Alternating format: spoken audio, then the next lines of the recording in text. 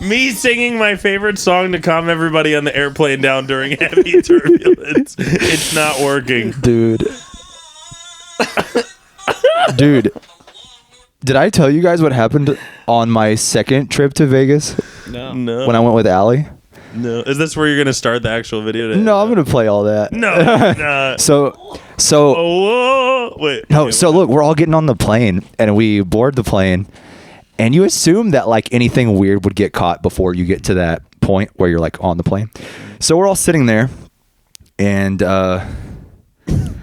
there's these guys in front of me. They don't speak English and it's very rough English. And to sit in the emergency aisle, you have to be able to confirm and say yes, right? If they say, they couldn't even say yes? Yeah. So like you have to be able to like confirm that you're willing to help people get off the plane, right? And these guys like sat in that zone, so you would think they already knew that was supposed to happen. But the lady's like, she does the rundown, and then he doesn't say anything. He just gives that like the kind of smile like this, where when someone doesn't understand you and they're just like agreeing with whatever you say, and she goes, verbally say yes, and he's like, and she goes, all right, move to the seat behind you. You can't sit there. Like we need somebody else to sit in that zone. Like they're not playing with that. And the guy next to him goes, no, he can sit here. He can sit here. And I'm not trying to be racist with my accent. But he's like, no, he can sit there. He can sit there. And he's like doing like this. And the guy, he's like, say yes, say yes. And the guy's like, I can sit here. And she's like, say yes. That's all you need to say. So they go back and forth for a little while. Jump to the end of this story. The plane is going down. No. I won't jump to the end. I won't jump to the end. So they're giving problems to some guys in the back too. Like they're giving the flight attendants issues. We're starting to taxi out towards the runway when the pilot says over the speaker, he's like, hey, we got a check engine light on up here. We need to pull back in and just check on this maintenance issue. And I'm thinking to myself, this is before you took off? This is before I took off. We were taxiing to go take off. Oh, and he goes, God. we gotta head back into the check engine light goes off on your plane. Yeah. So we're heading back and I'm looking at who was I with? It was Ryan. And I look at Ryan, I'm like, dude, I don't think that's what it is. Like this feels weird. And I kept seeing the stewardess come back to this group of guys, and she was like, do you have bags up? You have your bags up here? And they're like, yeah. And she was like looking sketchy. And this was when a lot of sketchy shit was going down anyway. Like this was like December, I think, something like that. What sketchy shit was happening in December? Why can't I remember now? Santa? Yeah, dude, Santa was making his rounds. No, it's when the Tesla truck blew up, and then there were some other like terrorist attack things that were going on. Oh yeah, there was like a terrorist attack. That was when that thing was happening. Anyway, we pull back into the station. He goes, oh, sorry everybody, like this plane is not gonna be able to take off. We just got to take care of these problems up here. Like we're gonna get you on another plane, so everybody, you can just exit now. They open the doors, everybody leaves. They open the doors into the gate, and there are like, you know how like the gate has that the gate has that tunnel that goes in back into the airport. Lining the walls is probably 15 armed airport police. And like, dude, like holding these assault rifles, just like AR-15s, like holding their guns like at the hip with their fucking fingers right by that trigger, dude. Damn. And they're just like watching everybody as we came off. And I look at Ryan, I'm like, dude, I told you, like this is definitely not about a maintenance issue. No. So we all get out there, and then when we get into the airport, why are you just telling us this now? It's almost February. Well, I haven't talked to you guys much. I haven't talked to you all a lot. So when we get into the airport. We're all sitting back at like as if you're about to go on the plane. You're all just sitting there, and airport police comes up and grabs these guys because they're sitting all together. Not grabs them, but he's like, "Hey, we're just gonna check passports and IDs." So he pulls them all to the side. A group of like 14 dudes, all of the same rough 10-year age, no females, all traveling together, barely speak English, have no bags. They had 2 bags, and between 14. You were sitting there watching all of this. I'm watching it. I'm watching this all happen. It's like a weird time of day, so we're the only ones there. That plane is the only people in that whole area. It's like Gate C or something. Oh yeah, I know that area of BNA. Yeah, it's like at the very end of the terminal. So they check all their passports. They're doing this thing, dude. Like in this zone, there's like 10 more cops, like armed guys, like SWAT guys, like. It was the craziest thing I've ever seen. And what came getting off of a plane? What happened? Well, like that stuff doesn't make the news. That stuff doesn't get out because if it does, it looks bad. If you're wrong and there's nothing threatening, it looks really You racist. just persecuted all these Muslim people. What happened? So they kept asking like, why are you guys flying? Like, why are you doing this together? Where's your women? Where's your wife? Like, where's every like? They were literally like, we're just virgins, dude. Like, we just play Pokemon. It was just funny to relate. It was just funny to see these cops being like, where are y'all going? Why are you doing this? Like, why did you all decide to fly together? You realize this looks crazy. they're like, they can't even say no. They're like, Allie said she was like, look crazy. Yeah. She said she saw somebody put their bag up there, like in the overhead, and he put his bag in, and it completely like collapsed in on itself as if it was empty. So the only bags they brought were empty bags to put in the overhead. Like, what is that? What are they doing? Did you? So they took everything off, everything out of underneath, and checked everything again. And dude, like the pilot came out. And he's like, "Hey, that we gotta let you guys know that wasn't a maintenance issue. We had some people being unruly and being what he said was they were being uncooperative, sketchy as fuck. Yeah, which means they were darker than me. So he said, no, I don't think he was being racist. But this was a time when things. This is a time when like tensions were kind of high. Yeah. So it was New Orleans that there was like a terrorist. That's what it was. It was like right days before that. So they took days before that happened. Yeah, or days after. No, the New Orleans. The New Orleans thing was before that. Yeah, and then like anybody on TikTok was saying shit like, "Oh, be vigilant." There's like terrorists afoot, and it was just like shit that gets blown up out of proportion. Let me ask you an even more racist question: Were these people? That's a great way to start a sentence. Oh, I didn't even specify that, did I? Were these people of, let's say, did you think their continent of origin was Asia or South America? Just say they were from the Fertile Crescent. So Asia. They're from like the Middle East. Yeah. Yeah. Okay. Yeah, they were. I don't know, dude. I realize profiling is the job. They have to profile. Yeah. To keep people safe. That's how you like know what to do. Yeah, his profile me when they fucking like cavity search my entire gig bag with just my instruments. Dude, that's so fucking annoying. I know, dude. If I cavity search you, oh yeah, they check your ass. Yeah. If I could make one thing clear on this whole podcast, it's that TSA fucking sucks, dude. Dude, if they're doing their job, like if they're doing their job, but somehow that passed. All of TSA that passed everything until we were on the plane and the stewardess was like, "This looks bad." Yeah. To the point, brown, one of them, yeah, 14 brown guys. Looks bad. She's got one of those Home Depot like paint oh my swabs, god, like, yeah. She goes, yeah, it's like, isn't there a Family? Isn't that a Family Guy bit? Yeah. Oh my god. Yeah, I think. Dude. Yeah. Apparently, one of them was crying. They were bothering her that bad, where she was like she couldn't take it. What? I don't know. Well, that's what the pilot told us to avoid a lawsuit. Oh my god! Holy shit! But like, did you ever find out what came of that? Or did they ever detain them and find out? So they took them all. They're like, all right, well, you guys can't fly right now, but we're gonna let you just go. So they took them to baggage claim, and all their shit was in baggage claim. Maybe they arrested them and shot them there, but I don't know. Probably not. Oh my god! Maybe they were drawn and quartered. Shot in the head by a firing squad. Yeah, dude. Death at baggage claim. Oh my god! That's a new song. New song. They probably all go cavity searches too. They're like, before we kill you, we're gonna give you a cavity search. It's very thorough. Yeah. Yeah. You would probably enjoy a cavity search. And I used to enjoy a thermometer up my ass at one point. I was gonna say that. I think that's what they use. Dude, I'm telling you, when I was a kid, when I was sick.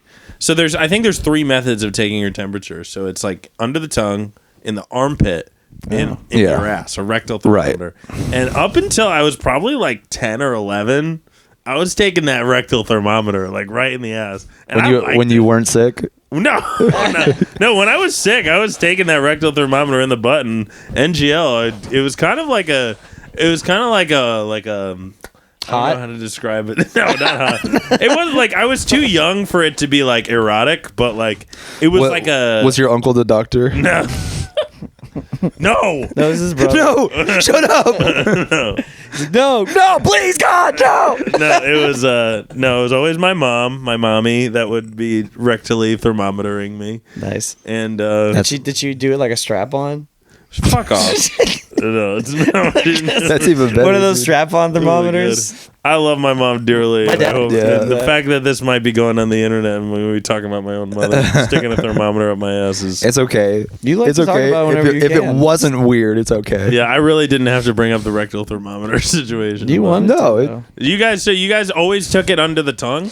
I have never put anything in my ass. You're lying that you've never put anything. In I have your never You put guys anything in my always take ass. it in the tongue and not the ass. Dude, you take it in the tongue or the armpit, dude. I've you've definitely never done the put armpit. Anything in your ass? You've never even scratched your Dude, butt so just deep. to show how like conservative and strict my parents were, she would like wrap the thermometer in like a baggie so that it would stay like cleaner. She was not putting anything in my butt, dude. No way. Where did she put it? In my mouth, right here. She would put it in a bag in your mouth. She would put like a wrap around it, so it probably changed the temperature, honestly. But it just so got like 106 degrees. Just fever. so- She's like it's reading 79 degrees.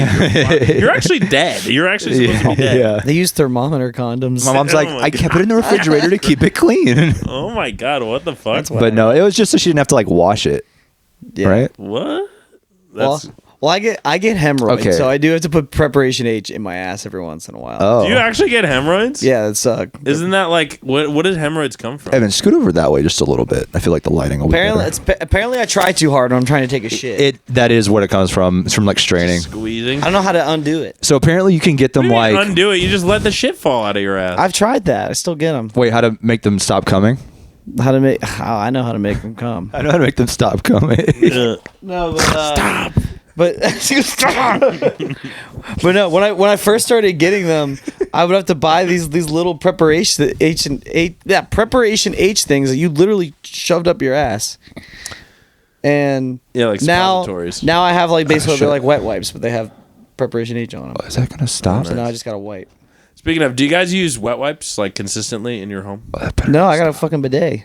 Oh yeah, that's true. Jacob, do you use wet wipes or a bidet? Well, you have a bidet too. I Bidets don't are have. sick. I don't have a bidet. I've never used one, and any place that I've been that has one, I'm too scared to use it. Next time you come to my I've my tried- house, use my I've bidet. tried it. I thought it was a little too powerful. Dude, there's this. You can turn it. You tried my bidet? Fuck no, I haven't tried your bidet. Why not? Your bidet probably shoots cum. There's that sushi spot that I went to that had like a really nice one, Yeah. and I was actually like There's awesome. worried. Like I didn't want to. I don't know what it's gonna do. Like how It's hard does good. it throw that water out? Gonna shoot You know, soy and- sauce you know, up it's your like ass. mine. You can like if you pull the lever all the way up, it'll be the strongest it can be. But if you keep it like medium, it's not bad. Like describe the intensity.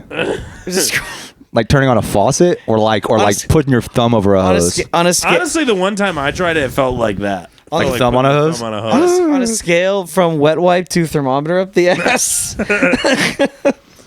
Dude, I keep wet wipes. I buy wet wipes. all the time. Yeah. So is it better for like hemorrhoids? Yeah. Do they recommend it for that? Well, I mean, they're also just if you give a shit about any of this, they're way better for the environment. Yeah. Oh, the bidet. You're not paying for fucking wipes and toilet paper and shit. That's fair. I still have toilet paper, but That's fair. Actually, that is you mainly just use a little bit of it just to dry off wonder if they afterwards. can That's hear really it. All this Probably. fucking squeaking. But I You used know that Trixie's right there, right? Yeah, I rolled over her a couple times. I used a She bidet gets the as first- close as for possible. the first time when I was in Japan, and I was Oh. like, "Whoa, these are cool." Dude, I Yeah. don't mean to 'Cause bring they're- this up, but dude, I see the thing on Trixie. Yeah, it's gotten worse over the past like month or two. I Is she remember what you're okay? talking about. So when we took her to the vet, they said they would do the surgery and remove it, and it's benign. So like it's not. She doesn't have cancer in her body. It's just right there. So it's just on the outside. So they can remove it and she'll be fine. Which is why she has the vet appointment tomorrow to take care of all that. But that vet quoted me like $3,000 to do the surgery, and then I looked it up, and everybody's like, shouldn't even pay much more than like Do you have $1,200. pet insurance? No, I don't pet insurance. Yeah, me neither. But dude, Anyway, we're gonna is get it that. gonna be $3,000? No, I don't see it being over 1,500. That's good. This is Yeah. great podcast content. This is what people want to hear. Yeah, My I'm talking dog about- has breast cancer. Is it breast cancer? Yeah, it's on her little tit. Oh my god! It's now it's like, dude, it started like barely like a discolored spot, and now it's easily as big as like the tip of this microphone. Yeah, we've been doing real good. We've been talking about dog breast cancer. We're just freeballing. We've been Hemorrhoids. racist. We've been talking about shoving shit up our ass. We talk about terrorism. I think first of all, we're all looking at the camera, which is not. No, I'm just making sure we're all in the same It's not good zone. podcast etiquette. I also agree think I should with turn that it. opinion. I think I should turn it. But also, we're just freeballing. We're free flowing. There we go. Now you can see more of Steve. Shit. Yeah. I mean, I'm fine. I was in the shot. Shit. I'm just in my little beanie. But yeah, dude, He's she'll go out of her way to just make sure she's at my feet at all times. She's the cutest thing in the world. And if Lizzie's here, she has to be like halfway between both of us. So if I'm here and Lizzie's in that room, she'll sit like at the stairs and just guard and protect us because she's my little guardian. Ringo does that too, but he bites my feet. Dewey hangs out with me. Dewey doesn't bite me. Yeah, like no, that. look at my Dude, fucking ankle. Yeah, you're gonna tell me my vibes are off when your cat is doing that. Oh. To It's all from the cat. you? You're gonna tell me my vibes Oh are my off when your God. cat is the one doing that. To Oh, you? I need to turn this off. For Jacob's podcast listeners, Evan has a cat named Ringo, and we do not get along. I've tried to get along with this cat many times, and he does not fuck with my vibe, my energy. I don't But feel like meaning Ringo not fucks me. with anybody. Me neither, though. It's not me. I don't. I don't think he really vibes with anyone. Exactly. Vibes See? with me. We were cool for like a minute, and then he was just like, you go to pet him, and he got a little freaked My out. cat, on the other hand, immaculate vibes. Immaculate vibes. Immaculate. I like your cat. I actually think he's adorable. Ringo has the coolest look of like any cat. He's a cute ass. He's a cool dude. Me and He him, just might be Me and evil. him chill pretty hard, but he likes to play with my ankles. He likes to play. Is I'll that be on the biting or phone is that with you. scratching? It's biting. Yeah, that's fine. Hell yeah. I keep his claws short, so it's just, I can't trim his teeth. That'd be some should. fucked up shit to do to something. File- Up there with a nail file him clipper, down. like, oh, it's no! He's just like, I think you only have to do it once. Dude, there's a fucking meme of that with like somebody took a nail clipper to their front tooth. It's just a picture of the nail clipper over the tooth. It's like a kind of like. oh, that sounds something that horrible. gives you- Yeah. But anyways, that just reminds me of that video of the cat. He's like, He's just screaming. Yeah. this is excellent. This is excellent. This is a great podcast. So- bro. Yeah. In case anybody hasn't seen that video, it's a cat screaming at the refrigerator. Pull it up, Jacob. Whatever. Pull it up on the screen. This is the part where I'll put it right here. Oh, can you put links I'll put it directly over your face, Wait, for real? right there. Yeah, show me where to put it. right there? So that's. I'm just gonna put a big dong wherever he's Put a pointing. big cock and it's a link. Yeah, That's it's a link to the cat video Link to the cat video. for everyone listening to this over audio. Dude, or so- the people listening to it at all in general. Yeah, you can't. We don't have nice. audio links yet, yeah. That's Yeah. okay. That's okay. One day when this podcast takes off, dude. I think by number 10 or 15, there'll be at least 2 people You need at following. least 2 people. Yeah. You need to get some bougie lighting. You need to get a sign on here that says like the Booth Boys or whatever this is called. The Booth Boys. The Booth. Why didn't we think of that before? Boofing when you take something up the ass? You do drugs up your ass. Yeah. Why is it the Booth Boys? Because that's our name. Dude, apparently Stevie Nicks had somebody that would come blow coke up her bum. Yeah. That was their That's- job. That's pretty sick. Because her nose was so destroyed, Well, or it's her nose was falling off. Well, it's like they say, That man. I heard that on TikTok. That's probably not true, Yeah. but whatever. yeah, you should probably verify that. Yeah. I don't verify shit. It's, I mean, TikTok it's is the word. It's like they say, man. Fucking bitches be shopping, you know. Yeah, Bitches be- bitches be they've boofing, said dude. That. Bitches be boofing They and said that. shopping. But yeah, Dude, Booth dude. Boys. That's the name. I don't mean to be like on a bad topic, but do you guys feel like Hold that a little closer to your face, so because I'm not seeing the green Hello? thing. I've told you that's a suppository. Talk again. hello? Yeah, it's picking up faintly. Keep going. I'm just gonna listen to it. Oh no, have they not been able to hear my what I've I been promise saying they've heard everything you said. I'm sure they heard everything you said. Yeah, through our microphones. Yes. Check. Say it again. Hey, this is my speaking volume. Actually, that mic sounds pretty good. yeah, it does. 57s are relatively Sure good it's on a not vocal just mic. my beautiful, sexy voice. Wow. Well, aren't Definitely 57s not and that. 58s the same? They just don't come with a basket. Hey, I don't actually know. I'm pretty sure. I just know that they're used for different things, but I don't know if their I'm frequencies are pretty different. sure they're like the same microphone. It's just a 58 They- comes with a basket. They might be. I don't know.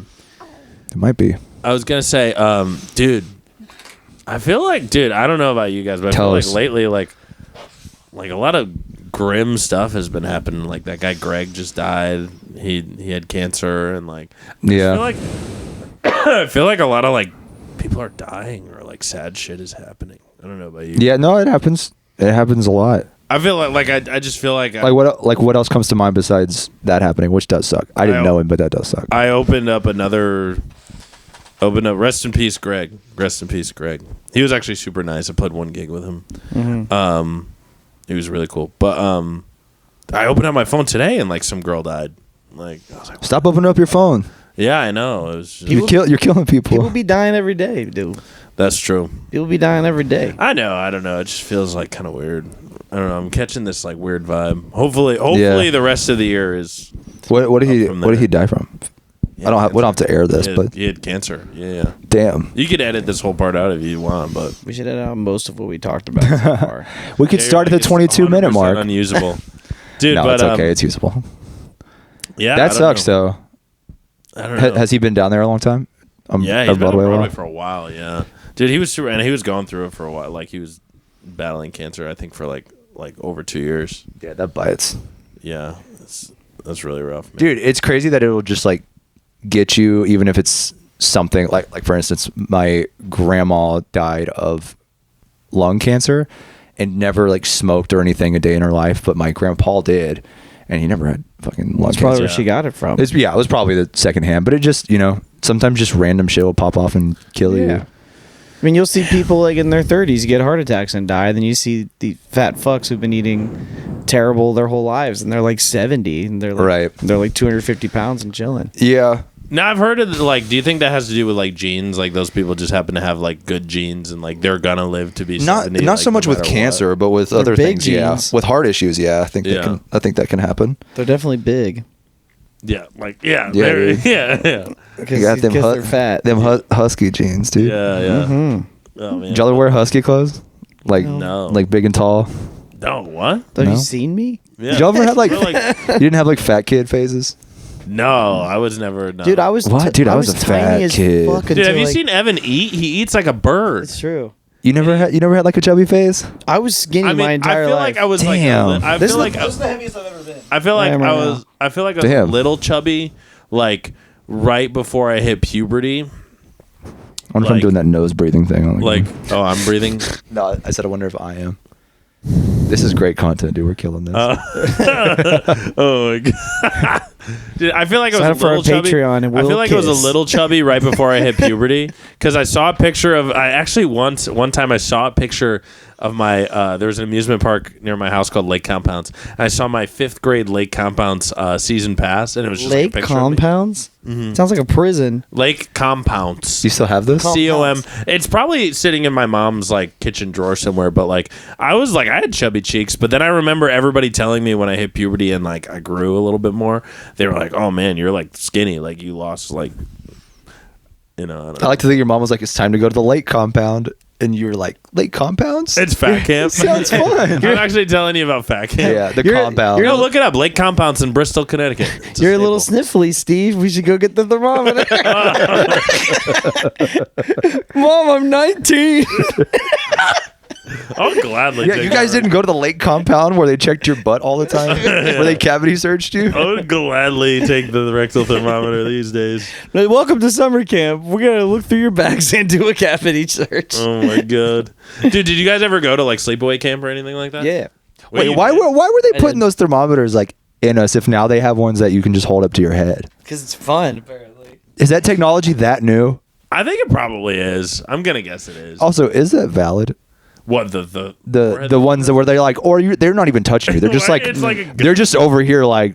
That's a vibe check. Oh, where it's like I know what you're saying. During COVID, they're doing that a lot. Where you just walk in somewhere and they just fucking give you this, and it's like, am I dead? Yeah, are you gonna kill me? Yeah. No, that's a vibe thermometer. They're checking. Oh yeah, your cat would fail. you would fail. Oh, they're like, oh shit, these guys' vibes are mad bad. These guys' vibes are awful. We need to send them to Lake Compound to be rectally thermometered. Yeah. Wait. But damn it, Fauci. Wait, what? It's a damn it, Fauci. Oh my god, dude. This is planned. The coronavirus was just a big vibe check. Oh my god, I'm A lot of people failed the vibe check. Yeah. Some people failed. A lot of people failed Oh the my vibe God. check. Dude, what were you saying do about? you know what? I forgot what I was gonna say, but do you guys does it ever like kind of I don't want to say gets on my nerves, but it makes me roll my eyes a little bit when people like COVID was like the heat of COVID was like 5 years ago, right? And people people Guess so. still talk about it like it was yesterday, or like they're still like I'm sure there's a lot of things that are still being affected by it residually that we're not like aware of, but people like when people like talk about it, like they're like, yeah man, ever since COVID I've just like blah blah blah. I'm like, it was 5 years ago. Like what are they saying exactly? Like they're I like don't about know. their bodies or just about like their business? I don't know. Well, some people just they lost their business completely. But like, I feel like people are just like, yeah, ever since COVID this and ever since COVID that, or ever since. And I'm just like, dude, it's like 5 years ago. Well, I would say from an entertainment industry standpoint, we're still backed up from COVID. Really? It completely changed the way that people book tours and book shows. Yeah. Like you have to do everything way farther out.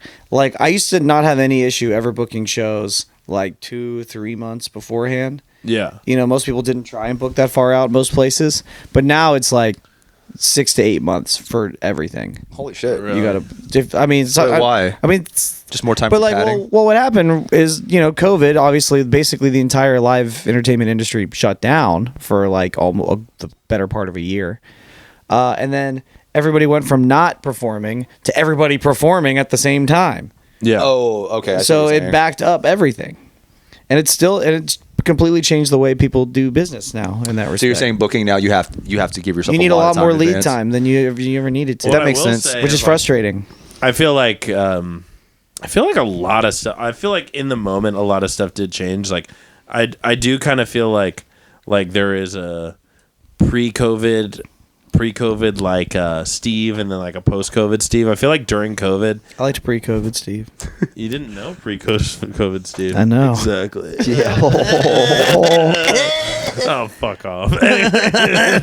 Anyways, dude, I feel like during COVID, I kind of like was forced to, or not forced to, but I was forced to jack off. Forced to jack off. I like that if I whisper it in here, you guys won't hear it. It'll just show up in post. I feel like during COVID, I was like, oh, here's these things that I Forced to like. check his temperature. Oh, This is dude, our secret conversation. I just saw that. Don't look at my dog's cancer, dude. That's Dude. brutal. Hi. You are She's so gonna be okay. cute. She's gonna be okay. No, Is she's she going to on be the fine. screen? They're going to get it removed and she'll be fine. Now it's on the screen. No. Hi, cute dog. She's very cute. Yeah, but necklace. Why'd you choose that spot? I'm sorry, I can't not look at it. Sit down. Sit down. Sit. Oh, you don't have to sit. Sit. Trixie, don't embarrass me in front of all my viewers. Good girl. I knew you knew how to sit. I was gonna say, I just feel like there was a lot of things that I like. I was like, oh, I don't actually give a shit about this, or I like. There's a lot of things that I like. A lot of things that I like. Kind of feel like I shed. I like. How old were you during COVID? I would have been 24. I mean, that's like a major time for life changes anyway, even if COVID didn't happen. Yeah. Well, COVID was. Oh, great spot to lick yourself. COVID was Dude, I like. can't stop staring at it. Here, tell everybody. Oh, ASMR. That's disgusting. Oh my god, dude, it's like pretty gross. Is it bothering you that bad? No. I can put her out if you want. No, it's not. She's gonna Put her out of what? She's gonna spread her legs in front of you now. For misery. Did Steve just kick you? You can No. bite. You can bite him. You can Yeah, bite him. Bite. It's not grossing me out. I just can't stop staring at it. Yeah, it does suck, but it's like I wasn't gonna pay $3,000 for it. But on a. Anyway. We're talking about. COVID. Yeah, COVID was actually a very changed positive experience for me overall, though, actually. my life. Really? I got COVID twice in that time period, and it sucked. But I didn't get it nearly as bad, I feel like, as most people did. But COVID gave me like finally like the motivation and push to quit my serving job and do music full time. That's cool. So that was pretty lit. I just hung out with my ex-girlfriend. Like, you know, we lived together. We just hung out every day. Mm-hmm. There were a lot of things, especially at first, where like a lot of the businesses were like giving shit away to people who were in the service industry. Oh yeah. So we drank a lot of free beer. We ate a lot of free food. Like, were you guys ever around when the Flying Saucer was still here No. in Nashville? No, I don't know what that is. So it's over by, you know, that place. It was over by the museum that we just went to. Oh, Frist. It was like right where that restaurant we went for Ashley's birthday. Okay. It was basically like right there, but it was a giant bar that had a fuck ton of beer, and they had a crazy amount of taps, and it was called the Flying Saucer because if you were a regular there, they'd give you a plate, and there was a bunch of different plates, and they all had different colors, and they represented how many different beers you've tried there. Oh, whoa. So it incentivized people to come and try all the new beers that they had, and there were people who had like the crazy ones who tried a million different beers and stuff like that. But when COVID happened and they had to shut down, they had all this beer and they didn't know what they were going to do with it. So they literally were like, if you work in They're like, Evan. come down here. They called Evan. They were like, Evan, you are our beer dumpster. No, but they said anybody who's in the service industry could bring basically any container they wanted and they would fill it with beer. So me and my ex brought like 4 giant things and they just filled it with beer. Should have bought those 10-gallon jugs. Yeah, what if you brought a 5-gallon jug? Would they have put it in there? Maybe, or 10. I don't know why it went 5 or down 10. with the number. You just had to prove you were service. I mean, It could have been 5 gallons. Well, no, I think we had a couple growlers, like those big glass bottles. Yeah. We had a couple of those, and we had like a plastic like juice container that was empty. We filled that with beer as Dude, well. yeah. That's just bring hard. A bunch of V8 containers and fill it with beer. Wouldn't it like go stale? Like, wouldn't it stop being fizzy and be bad? Like if you... Not necessarily. It depends if you drink it all the first 2 Yeah. days or not. We drank it. We went through it pretty quick. So I was gonna say, wouldn't you have to drink it all like right there for it to still be good? Like, because beer's carbonated. yeah, we had it for a couple days. It was fine. I mean, it's like Did you bring a closed container or were you drinking in the car? drinking in the car. There's no cops Dude, on I the road. wonder how speaking of, I wonder how they source things into cans and like make it like stay carbonated and stuff. You know what I mean? I don't know. I just drink it. You should just look it up and tell everybody. Yeah, that no, we should like just that. do a how it's made we episode. Need like a Joe Rogan, Jamie here, like to look these things up in real time. Tracy can do it. Tracy, pull it up. How is carbonation kept in cans? No, I'm not gonna fucking look. Yeah, I know. I'm Tracy's just kidding. You didn't have to do that. Dumb. Tracy's like, I know my name and that's it. Yeah. No, she knows her name and OUTSIDE and Oh, you know. and TREAT and Well, Trixie speaks Mandarin, so that's why she doesn't understand. yeah. Yeah. That was Japanese. Is that wasn't That's even definitely kind of, Japanese. saying any actual words. that wasn't even kind of Mandarin. Anyway, If I do a Mandarin accent, it's gonna sound really problematic. We've already gone through one dude. segment where we've Send seen it. races. So Oh my god! I'll give you if you want to edit that out. I'll James. probably edit that part out. Yeah, I mean, we've all said a lot of things with our chest, me especially. he said it was chess, man. She's Zen, dude. I can't help it. She's in. yeah. Yeah, look at her. Zen. You do Zen. Zens, Trixie? Zen, like the little I was packets. gonna say you ZYN. do Zens. I meant Zen. Dude, you are Zen. somebody, a drummer downtown. I can't remember. I already hate him. But he was like, dude, I just like bought a bunch of Zen stock because the FDA or somebody just said that Zen is like a health product. What? That's awesome. That sounds right. That's actually. amazing.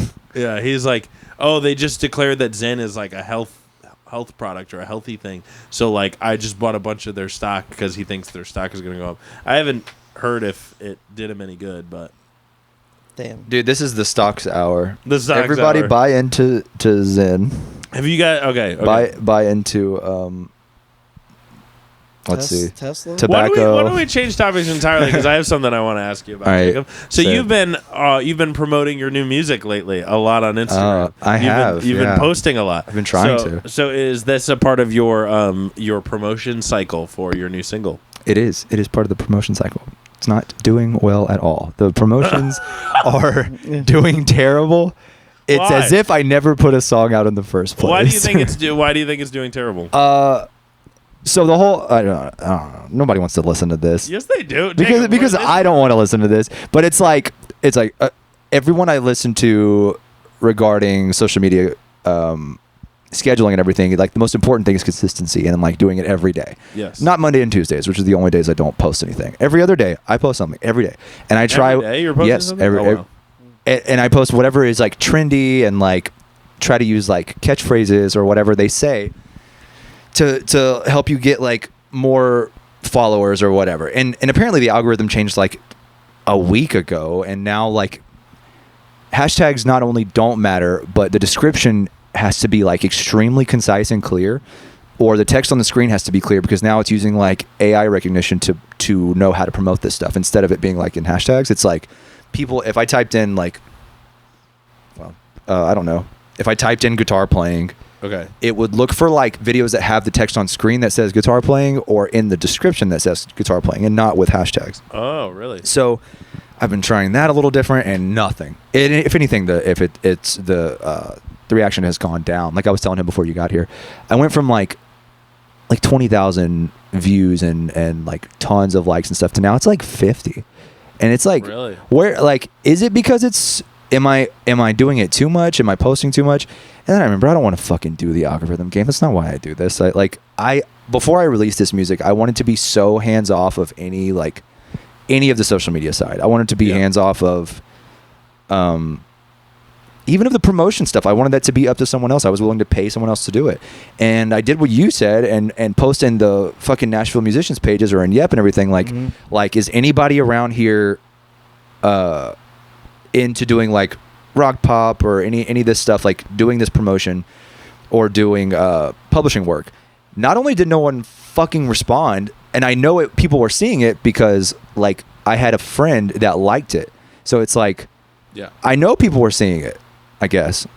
And it's like, I posted that in multiple pages, but if someone posted in that same page just some stupid fucking shit that has nothing to do with like professional work. I've also posted in that page that I was looking for someone to like advice on building your live rig and building your live track rig and all that stuff. And I had like a friend message me and be like, well, this is what I'm using. But no one commented on that. But if you want to talk drama and talk shit, you can go on there and talk that or do anything else. So what I've gathered is that those pages are not for professionals. Those pages are for people to get like quick, easy work that usually ends up being super fucking amateur. Nobody is actually trying to progress themselves, and no one wants to help you. You have to do this shit alone, and it's hard. Like, why the fuck can't I get help with this? Yeah. Like, and he's getting heated up. And what I think it is, dude. Oh my god. And what I think it's important. I want to hear about. And what I think it is, check my temperature, dude. Yeah. Who wants to check my temperature? Damn, he's getting hot. Sorry, I'm not trying to pop off. I'm not trying to pop off. Pop off. It's just pop off, King. It's just like everybody is obviously trying to get their own career going. So no one wants to really go out of their way to help you, even though that's how this works. Like, yeah. If you try to do that, everybody thinks that it's going to be me or you. So I'm not going to help you so I can get promoted. And it's like, that's not how it has to work. Like, there's an endless amount of people in the world who can listen to your shit. It's not like, I don't think that I'm going to be competing with a country guy. You know what I mean? Or with whatever. Like, I'm not in competition with you. We can still both exist. Even in the country scene, those people can still exist together and not steal views from each other. It's just like, there's so much fucking ego to it. So, you know, when I'm doing all this stuff on my own anyway, writing it and editing it, recording it, and doing it by myself. I realize it's going to be harder, but I didn't want to fucking do all this other stuff myself too. You know what I mean? Like, I wanted to give this part to someone else. But at the moment, can you afford to give it to somebody else? I can't even find those people. That's the thing. I posted looking for these people, and they're not fucking here. Like, if they're out there, maybe I'm just like not in the right groups. Maybe I'm not like networking with the right people. But I feel like they're here. You just got to find them. So, what, you're looking primarily for somebody to do PR and marketing? Is like your primary? Yeah. I mean, like. Yeah, I guess so. Promotions and marketing, and publishing, all that stuff. Just someone to help it, like even making other producer friends. It's hard to do that. And then I see like ads on Instagram and whatnot, and it'll be like a producer meetup this weekend, but it just looks like a scam. It just looks like it's crap. And Inglewood Lounge is dope. That was fun. Inglewood. Yeah, that one's cool. Do you still go over there? Not really, dude. It could be very. And I'm feel free. I sat in that one time that you guys were there. I don't think you were there, Evan. No. It was sick. You did good. Thanks, those guys were like really good. Yeah, a lot of the guys that show up there. So a lot of the people that show up at that thing are like gospel church musician lifers. Right. And they have like their own kind of like language of music that they're like communicating in that like I don't. They'll talk to each other with their eyebrows. Yeah. And just be like. Know exactly where they're going. Yeah, like they have like these ideas, and they kind of have, and like that's not where I come from. I'm fucking white and like went to Catholic church. Right. but they don't do that in Pantera. It's not. Yeah, this isn't fucking Cowboys from Hell. But I don't know. It's like there's obviously like a lot of like regular like people that are not from that background that show up there. But I do feel like the issue I've had with it, maybe I just need to be a little more forward, is like I'll talk to the bass player. I'll be like, hey man, I'm a bass player. Like, can I sit in? And usually the guy who you talk to is very nice. They're like, yeah. This guy's playing, but you're after him or something like that. And you never get up there. And then it's just like their friend comes up, and then the next friend of that guy, like people who have already been going there or who already know the house bass player. Like for me, I've found it that it's hard to get up there if you don't know somebody super well. Yeah, it seems like a click thing. Yeah, I feel like Sorry, I don't want to get off of that topic, but Nashville has a lot of clicks, and I'm starting to realize that that's kind of how things work. Like, I thought it was just like a high school thing, but that's kind of just how the whole fucking industry works. I would agree with that. I wouldn't say. I mean, I have never lived in a big city other than this. I've never lived in LA or New York, but I'm going to guess that is what most places are like. I think that's just human nature. I think people run in groups and stuff like that. But like, I don't know. I've kind of tried to like, and it's also I feel like it's a hard place to make friends. Nashville, but I'm sure this will help us get friends. Yeah. And we shit talk everybody that we work with. I don't think we've done any shit talking. No, like, I listen to other people's podcasts and they're like actually shit talking. Pitch meeting is great. Go to pitch meeting. It's solid. It's a good time. Well, the one time I went, or the Inglewood Jam. Yeah. Also, like, I don't know. In the city, like I used to play open jams in Pittsburgh all the time. There was one even that was close to where I lived that like I was kind of like the house drummer there. Mm-hmm. But like I mean like we weren't dealing with anywhere near the level of musicianship we're dealing with here. Like there's a lot of just random people that show up every week. They play the same fucking songs. Like nobody was particularly that good. I was the only person who could hold a damn beat, so that's like why I was there. And like when I was in Pittsburgh, like the music scene there was actually pretty cool. But I was like one of like 3 working drummers. Like me and like 2 other guys were in like every band. Yeah. And I was probably the worst of the 3, I would say. But like it was always just like a fun hang. Everybody was just like vibing. People just got drunk and like to like basically just play music and chill. But here, most of the open jams I've been to are pissing contests. Yeah. And like the one time, that's this whole fucking city. I mean, the one time I went to the Inglewood Jam with you, you kept saying I was like being a hater the whole time, but I was getting angry because like the drummers were going, like they clearly had chops. They were clearly talented. Yeah. But they were like, they were just chopping all over the place. They were just chopping all over the place, and you couldn't vibe, you couldn't groove. That's the point of those things, though, I feel like. It is a bit of a show-off thing. I mean... It's like the jam, like, you wouldn't play that way on your gig, so here's this jam where you get the chance to, like, stretch your legs, Yeah, and I don't know, like, especially with, like, the Inglewood Jam is, like, so, like, supposed to be, like, a funk and soul jam. Yeah. And, like, just, like, these guys who are just, like, everyone else is trying to groove and vibe, and you're just like yeah, I remember there was one or 2 guys like that. Yeah, drummers can be overzealous in that way. Hey, dude, drummers are drummers are gay. Drummers always have colds. They're always using thermometers. No, that's bass players like me. That's I'm true. always using thermometers up my butt. I don't even know what other like live original sets you can do around here. I was going to... There's a million writers rounds. Yeah, there's those writers rounds. Yeah, a million of them. I know. I've definitely sat in a writers rounds. I just mean like kind of like pitch meeting, I guess. Something where you can like, what is there for showcasing like a finished product without doing like a show? You know what I mean? What do you mean without doing a show? I mean, should there be something like that? Are you sinking behind the cabinet? Like, I'm feeling like it's hard for me to support. I'm sorry, dude. Do you want this chair? Do you want to switch? No. I'm enjoying the beanie bag. We can switch. No. I'm enjoying the bean bag. I don't like the way he said that. Yeah, but like writers rounds don't work for me because like it's usually an acoustic guitar or you're by yourself. Yeah. And my music is a lot of music. And it's more about the music. You should show it to the writers round with your laptop and your electric. I fucking might. Yeah. I might. Who's gonna stop me? Someone probably will. Somebody's like the sound guy. It's like, bro. The sound guy's like, dude, you show up with like all your Ableton tracks. Dude, not to shit on another person, but I hate to do that. I shouldn't do that. TC cannot figure out how to run sound, dude. They cannot figure out that's okay. how to Say that again. They cannot figure out how to run tracks, dude. Well, I've watched Allie have issues every week because they can't figure out how to run three inputs to their board. Well, I don't think it's that they can't figure it out. I think they don't care. They'll Yeah. just, I don't think they're don't trying give to a shit. figure it out. they'll, dude, Vegas was a nightmare for her with that stuff. Oh, And dude, well, they're like- you'll turn on your track and just hear 1, 2, 3 in the house, and it's just like, oh, so you do know you can run it. They'll be like, oh, we can't split the tracks, and she's like, well, I'm running them to you already 3 different channels. Just put one in our What ears, are you guys using put the other 2 in the tracks house. for? She only uses them for a couple songs, but like Jared taught her how to make those tracks. Like that's the ones that he uses for his show. But they don't care enough when another person gets up there. And it's not all the sound guys. Some of them are sweet and some of them are awesome. This can't be a shit talking podcast, dude. It can't. This can't. I mean, it's not all we've done. I don't think we're talking shit. We're not talking shit, but Talk shit We're about the talking a people little on the bit of shit, but, plane. yeah, dude, fuck the Talk people shit on the about plane, dude. Steve's summer camp or whatever the hell. Dude, fuck it. Like you can you watch these like so. There's other people who make podcasts. We all know these other people that make podcasts in Nashville. Sure. Lots of people. Talk to And- I'm not. Gonna, we're not. Does she doesn't live here though.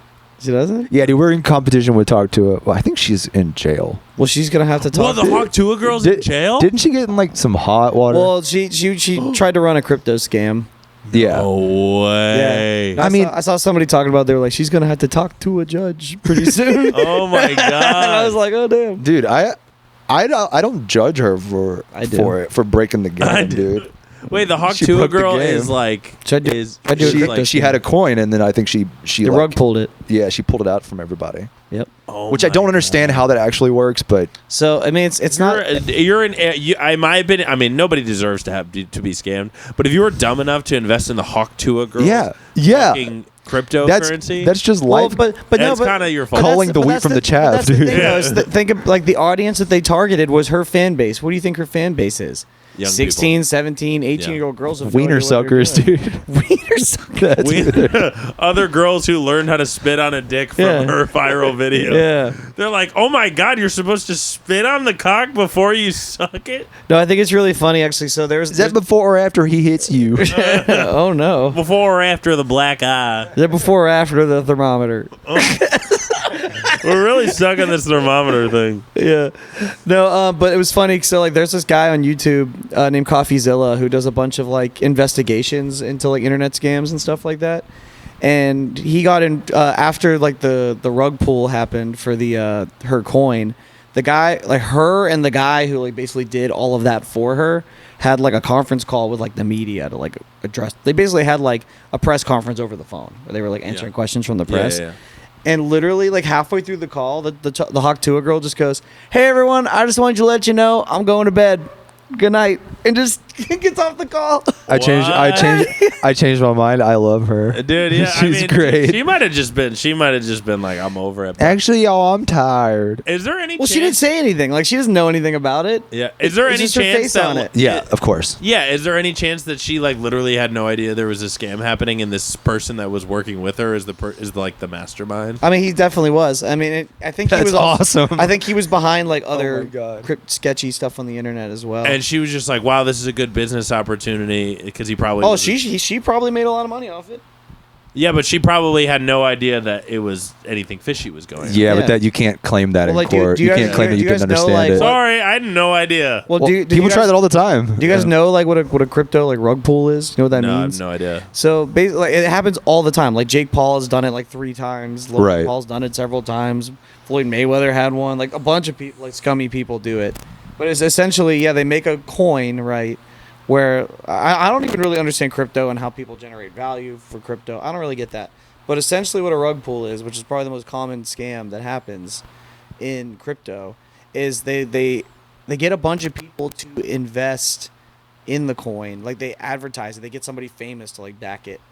And then a bunch of people invested it, inflating the price of the coin. And then basically, like these are guys making dividends on the money that they put in to create these coins. And then once the value is about where they think it's going to be, they pull the coin and they basically keep all the money. Yeah.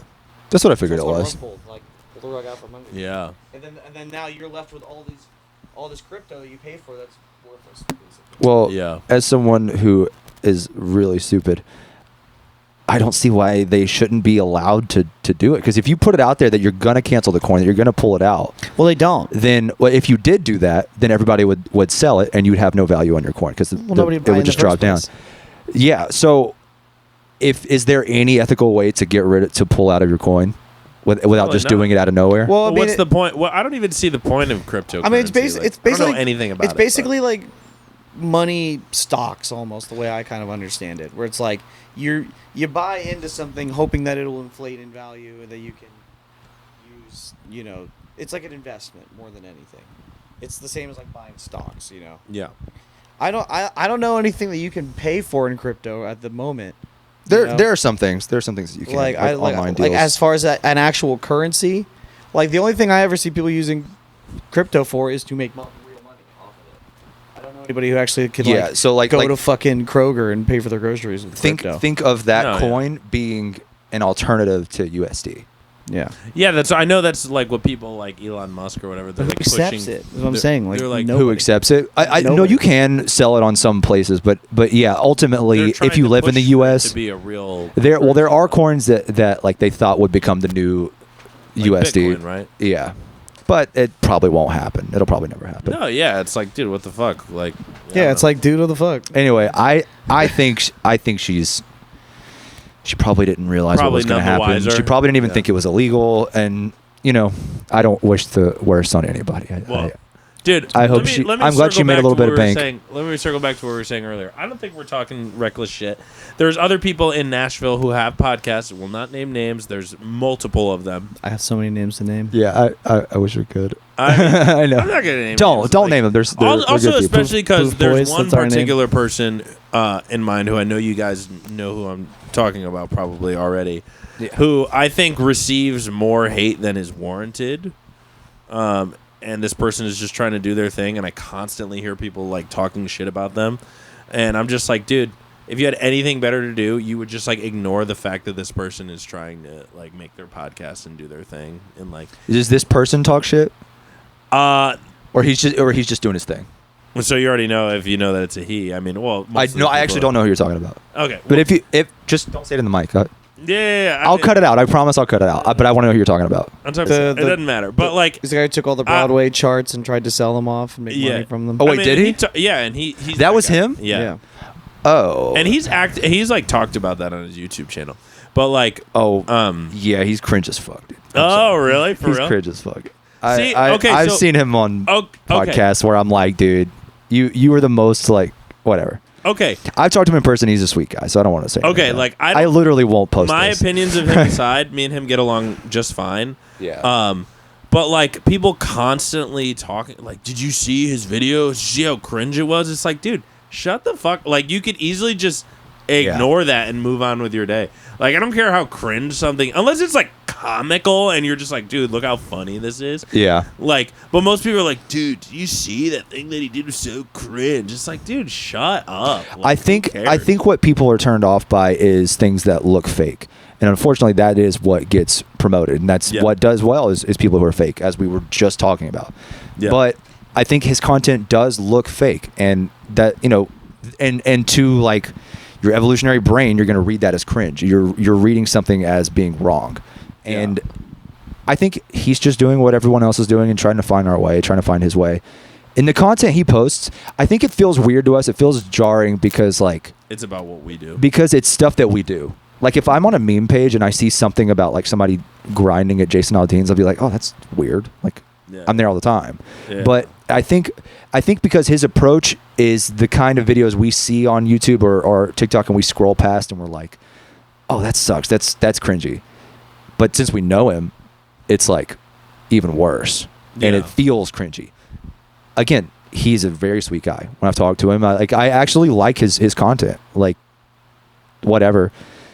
But I see why people would say it's cringy. Now I do have some friends, and I won't name them, but they he started naming people. They only focus on the cringy stuff. Like they only like there are group chats around town that are like, check out what this person's doing. Check out what this person's doing. I think like, I know exactly. Like this person's video is look at what she did here. Look at what he did here. And it's like that's so dumb. It's like, dude, that's hater mentality. And I have to be careful because like I could get into that I could think that way. It's all the Broadway coomers. The Broadway coomers. Yeah. I will say there are a lot of people who do it. It's not just one person, but we can talk about it later.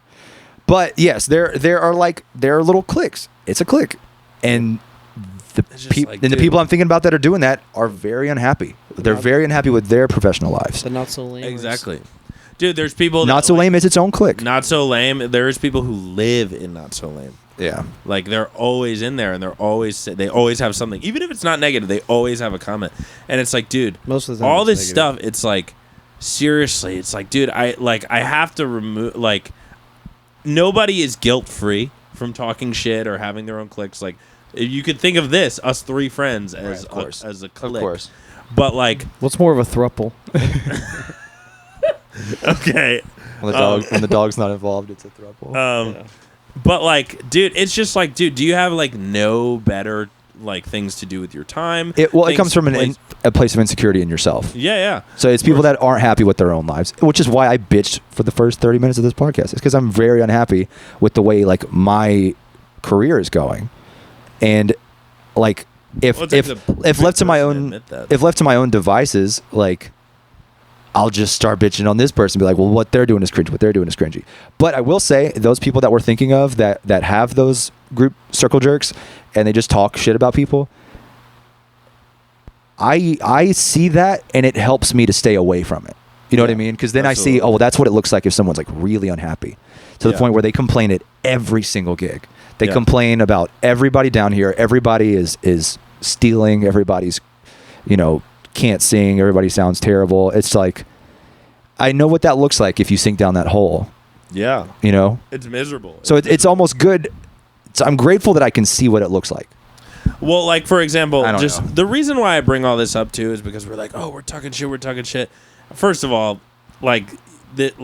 it's just I'd rather speak unfiltered and like, yeah, of course. And even so, like, I don't know what you're gonna edit out, and I don't know, like, if you just a name, just names. If you get consistent with this podcast and then like gets more viewership, like, this is your second episode we've ever done, right? Third episode. Third one.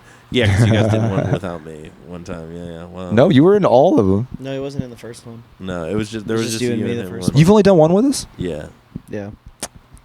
My day one, homie, dude. Oh my god, what the hell? Okay. My day one. You're probably like, oh, we're doing the podcast on this day, and Steve's like, I'm gonna be a little late, and shows up 2 days later. Dude, while we're talking shit, I'm just kidding. While we're talking shit. Enough. So continue what you're saying. And dude, like, for example, there's another podcast in town. I'm not saying anything bad about the podcast, but like it's a podcast that we're all aware of, and it's like, I'm just saying, I think it's okay for us to speak unfiltered here, because I know on this specific podcast, people we know, people will go on there and say these things and filter themselves, and I know that's not how they feel in real life, because I'll talk to these people in real life, and like, what I mean? Well, do you know that they actually don't feel that way in real life, or are they just keeping it out of like the zeitgeist of what would other people think of them? Like, when they go in public, I don't want people to think of me as a hater, but when I'm in front of my fucking computer, I'll be a hater. No, I mean, like, they'll go on this podcast. I don't know who you're talking about, so no, but like, they'll go on this podcast and be like, oh, I feel this way about this, or this is like, I'm cool with this, or I don't mind this, or I do mind that. Yeah. And then they'll speak differently, like, when I see that person in person. Sure. So are you saying that they're being more authentic on their show? I would say they're being less authentic on, like, going on somebody else's podcast. Oh. And then when you talk to them, do other people talk shit? Like, is that what they're doing? What do you mean? Like, do they go on their podcast and be like, oh, well, just talking shit, talking down other people? Or I guess they'll like. 'Cause I don't really I haven't seen anything else. Yeah, I don't know. I'm not gonna get in the weeds with it, but like, all that to say, I think it's fine if we speak kind of unfiltered. I mean, you can be the judge of what you want to let on your podcast. Yeah. Yeah. The next segment is we're gonna do a tier list of our favorite racial slurs. Oh. Yeah, it's either this or that. Oh my god. Oh my god. Dude, let's start with the class. It's either this or that. I'll give you a hint. I'll give you an insane sentence. I'll give you a hint. They're all S tier. They're all S tier. We're at an hour and 4, but I feel like I'm gonna cut out a little bit. I think you're gonna like 40 minutes. You're gonna have to listen back to all this. So if we want to keep going, we can. I don't mind. I know Evan has a really cool gig tonight. That's a really cool gig. That's so cool. So fucking cool. He does. With a really cool gig. So Are you playing cool. tonight? Yeah. No, I'm not. No, I'm not either. I sat in with them the other day You did. at Casa Rosa roof. Evan told me you played a whole gig. Yeah, that's what I said. Yeah, sat in. You said set when Oh, does set in imply- Set in, it does imply. set in sounds Oh. like he's played 2 songs. Yeah, he was on the whole gig. Victoria didn't tell us. Yeah. She asked me and was like, I won't. She's like, I'm not going to tell the band. It'll be a surprise. I'm like, all right. John Sure. Luca didn't care. He's like, who the fuck is this guy? Dude, he's cool. Who? He's John cool Luca. as fuck. John Luca. Yeah, he's very nice. Has he been with you guys for like a year? He's been not a year, but he's been kind of. So we Dude, used my to- last Tanglewood gig was in like May 2024, so I haven't even been full time out. I thought it was longer. Yeah, Hi, but good so morning. our main guy for a while was AJ Wolfsheimer. And Oh, I like right. him a lot, but then he like started getting busier, and then he was out of town for like a while, and ever since then, John Luca's been. He's a good. the They're number both one good call. bass players. AJ's Yeah. cool as fuck. Both of those guys are good bass players. Yeah, no, they're both great.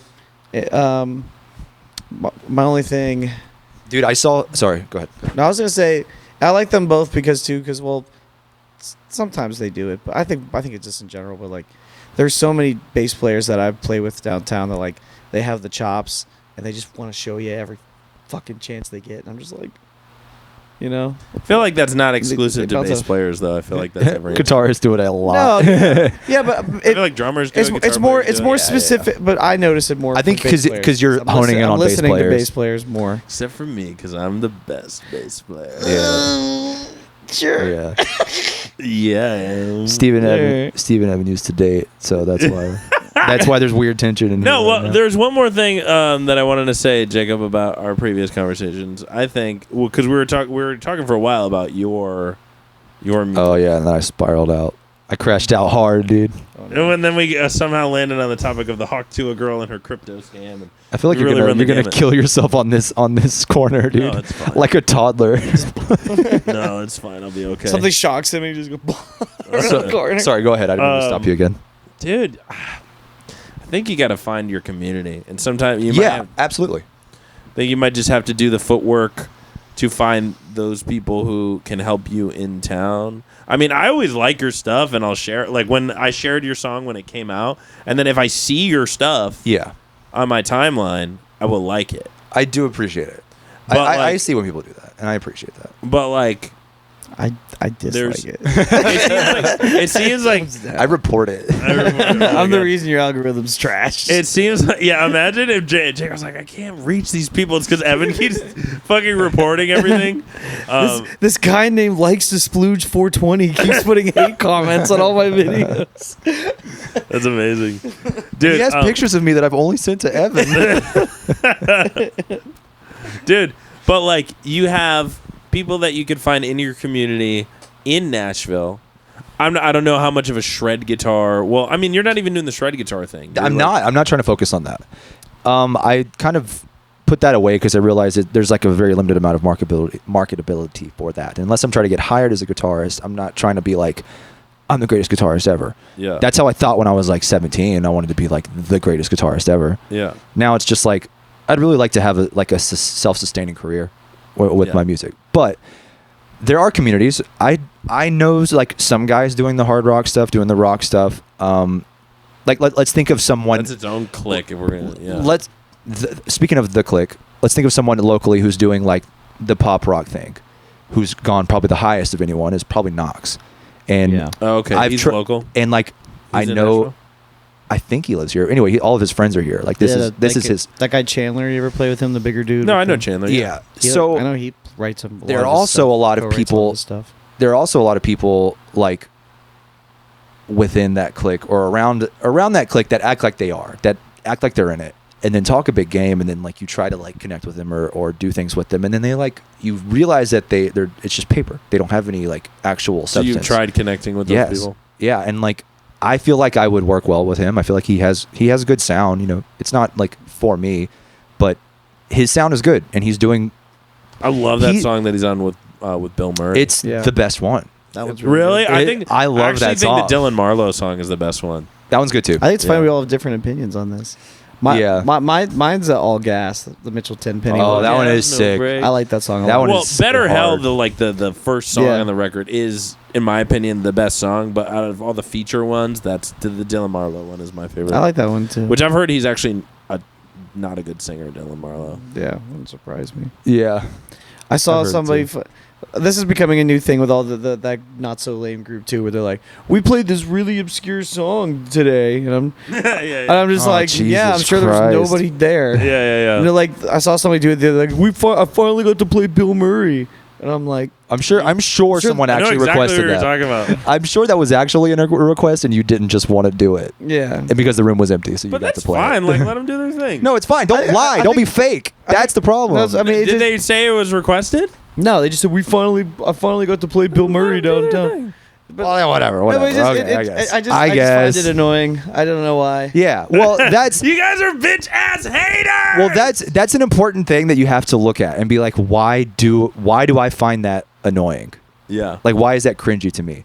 Is it because we're also in the same game? It probably You know what is. else you guys could do? Like the self-important, like, hey, look at me. There's a lot of that. That's I'm just like- that's unfortunately like what that. this is. That's how this works. Like you have to be an egomaniac to make it anywhere. Well, see, I'm in a different boat. I don't know about that. I'm in a different boat than you guys. you don't have to, but a lot of people do it. That's kind of how it works. Yeah. Well, maybe I see it differently because I'm in a different boat than you guys, and most people are playing down there. Because most people playing down there, like me, being a musician or writing or whatever, is their primary goal. Being a musician for me is a part-time job.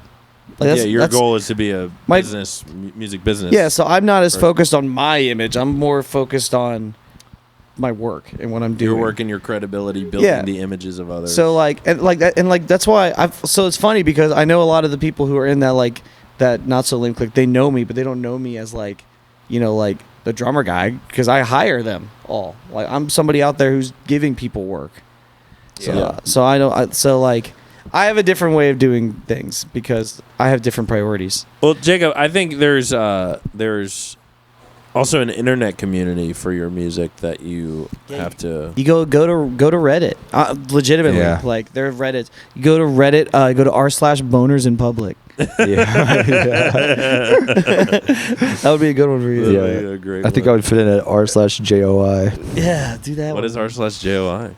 Jerk off instructions. Is that really a real? Yeah. That's a real subreddit. Instructional Wow. videos, bro. Yeah, You haven't yeah. watched enough instructional stuff. Dude, Jacob, I think your community is out there. You just gotta. I find know. it. And that's part of the reason I even try to do the social media thing as much as I do. I try to find those like niche groups, which is why I post like nerdy video game things because it's like, Yeah. well, I do want to appeal to those niches too. I want to appeal to everybody. Yeah, That I wish I sounds could cool. help you more with that.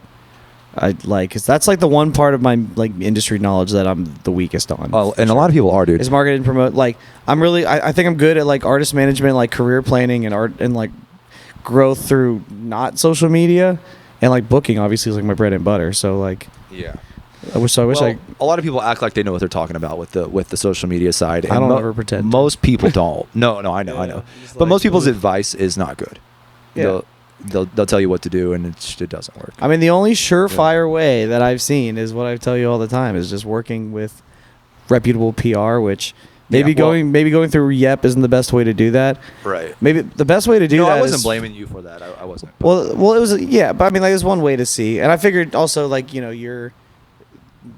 your stuff is like new and up and coming, and I figured somebody there who's also hungry and new, trying to work in that That's industry. what I thought. would Yeah, you help. would think, But That's what I thought. But they really have an attitude of like not wanting to help out.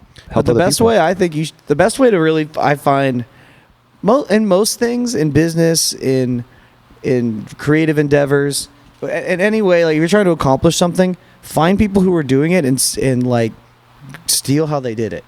You know what I Yeah. mean? Like yeah, unfortunately, the algorithm changes every day. So well, I don't even you mean can't do that. Like I mean like from a perspective of like if there's somebody like Well, let's use the physical example of like going into bars and like playing footwork. yeah. That's not how it works anymore. The people that pop off and get on these huge tours and get these deals or get hundreds of thousands of followers, that's not a lot, aren't from from doing the footwork anymore. It's from the social media. Like the whole game changed there. And now that game is changing every fucking day. No. So it's like I think you need to have a healthy combination of the two. You're right. You're right. Maybe I've heard of guys who blow up on TikTok that play here that nobody shows up to their shows, but they have like there's a guy, his name's Cooper Allen or whatever. He's a country singer who blew up on TikTok. He's got several million followers. He did like a nationwide tour and like they couldn't sell like 50 tickets to any of the shows. Yeah, and that's been happening since before TikTok. I remember there was I was talking to some kids from back home who had like a moderately successful alt rock band. Like they were opening for like bigger names. Like have you guys ever heard of Boston Manor, that band? Or I have heard of them. Yeah. There's another. They're like, I don't know, but they're in like the alt rock space. Like think like a large club, like a 2,000 cap room, sold out type. They were like opening up like large club shows at Camp Compound.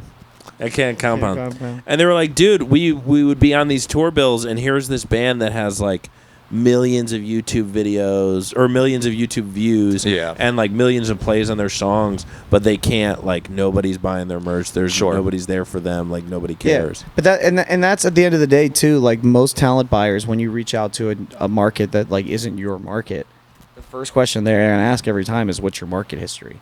Right. A lot of the times they don't really care about socials. Like it helps. It definitely doesn't hurt to have that. But a lot of because at the end of the day, I mean, promoters and talent buyers are taking a risk when they book a show. So whatever they can do to minimize that risk, that's what they're going to go with. Yeah. So like, I mean, to give you a personal example, there's a client that at my agency that we're working with now called Fang Yi. He's a ukulele prodigy. He's like a 17-year-old Taiwanese kid who's doing really well in like Taiwan and China and like the eastern part of the world. But he's trying to break into the U.S. And he was on Ellen. And he's got like 450K on TikTok. His YouTube's like over 1 million. He's got all that going for him. And we were trying to book a West Coast tour for him. And where do you play that kid? Where do you put the world's best ukulele player? Well, you'd be anywhere that books instrumental music. Have you ever heard of Jake Shimbakura? Have you ever heard of him? He's a very famous ukulele player. And he, like performing arts centers, theaters, places like that. Those guys do really well. And that's what we're hoping for Fang Yi. But a lot of these guys, like, despite the fact that we're like, he's, most of his following is American and he's got a huge internet presence, they're like, he's never played the market. I don't want to take a risk on it. Yeah. So like that first time's going to be rough. And even now that our agency even has a full-time PR guy working with us. That's sick. That's good. To push the tours and stuff. A lot of the times, like the more desirable venues, if you don't have any market presence or they're not aware, so you need to do both. You need to figure out how to cultivate an internet audience, but you also need to be playing and building up boots on the ground. Jacob, I think you'd benefit from some live shows. I absolutely agree. Me and Caleb were talking about this recently. Like he wanted me to. Well, that's something I actually can help you with. Do some shows with him, but my own side is that I've done so much work with the building and trying to promote everything that way, that I haven't put any energy into building the live set. And it wouldn't be hard. I mean, I literally just would mix all the tracks out. I'd have to like buy the equipment because I'd probably like the music's kind of complicated. I would have to either find like people who can do some wild stuff or just run a lot of tracks. I'll probably run a lot of tracks. Yeah. I don't know. We'll see. But that is true. I am planning to do the live stuff at least by the time the third song comes out. The second one will come out this month at some point. I'm going to push it back a little bit. When you're ready to do that, I can help you. But yeah, well, dude. That's the thing. Like, do I want to do like? I'm just going to call this episode Nashville Behind the Scenes because we're just telling everybody all the behind the inner workings. Yeah, but I feel like there's not a lot of. I feel like there's a lot of like missing context that we're speaking with that is understood between us, but it's not like present in the video.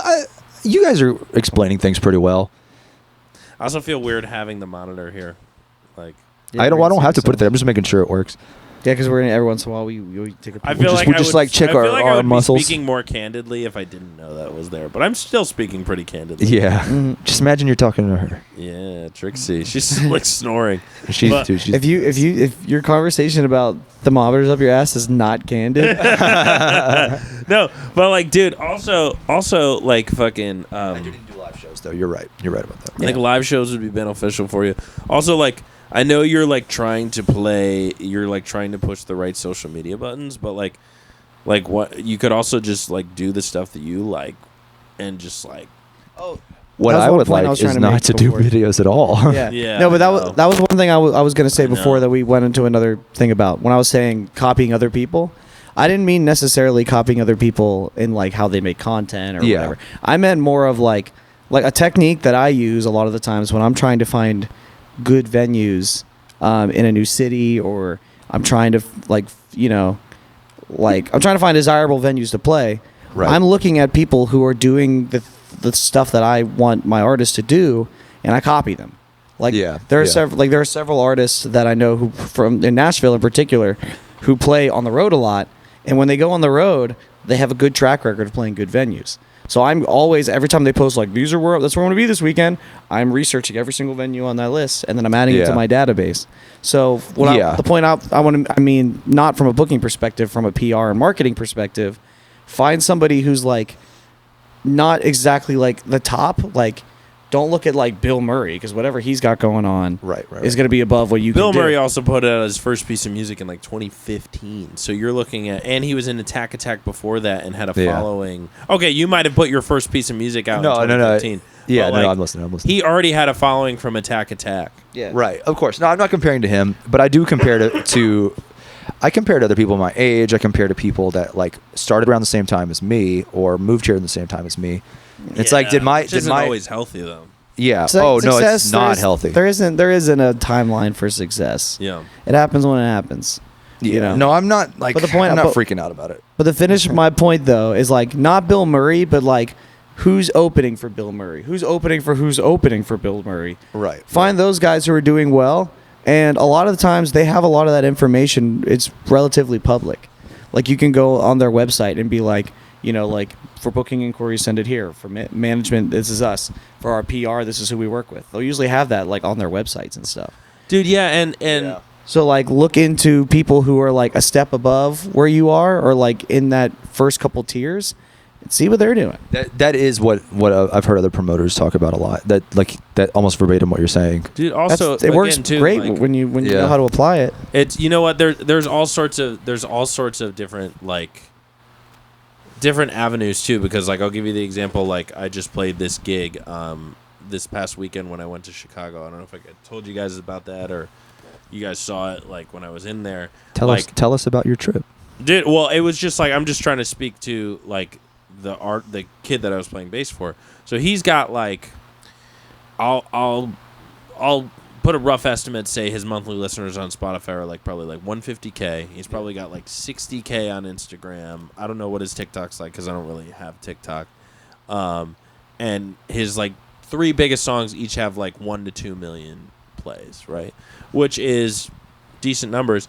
And he has a management company, but he's still unsigned. And like I talked to his manager, and his manager was like, "Yeah, we have a lot of people that's interested because we played a showcase for him, and like Post Malone's management was there, like serious people were there, right?" And I asked his manager, I was like, "Hey, dude, how did that showcase go? Like, any deals on the table?" He's like, "We have a lot of people that are interested, but like they're really looking for him to go viral." Yeah. And then last year over the summer when I did that tour, when I was gone for like 2 weeks, I was on tour with this kid, and he had gone viral, but he had never played shows before. Right. He had a label that was behind him. He had management that was behind him, but he had never played any gigs with a full band before. I think like our first gig was like his 3rd gig ever. Yeah, you told me that. And that's like crazy. Yeah, and it's just like, dude, that's crazy. The way that things are going, like that I've observed, is like, I don't know. It's just like it's like almost doesn't even matter. Like there's no one way to do it. No, I think independent route's the best way to go nowadays. Anyway, unless you're getting, like, I mean, it sounds like he was getting major record label interest. Yeah, the whole point of it is to have their financial. But like, because you can't do it on your own. Well, yeah, but I mean, in the end, I mean, like, you don't want. I mean, this is why like the independent record labels are dying. Like, you don't want an independent record deal. Oh yeah, no, for sure. You don't, because a record deal, you're putting yourself in debt. Essentially, what you're doing, they're giving you a giant loan, and they're going to make all the money off your record to pay off the loan. Right. Essentially, And the only time you would ever want to sign a record deal is if it's with a major label like Atlantic or Country Big I would sign with or Atlantic, Universal like, or Sony. yesterday. but like and you don't even like it's not even necessarily as much like now I get to record at a really nice studio. You can record a good record anywhere nowadays. The technology is way more widely available.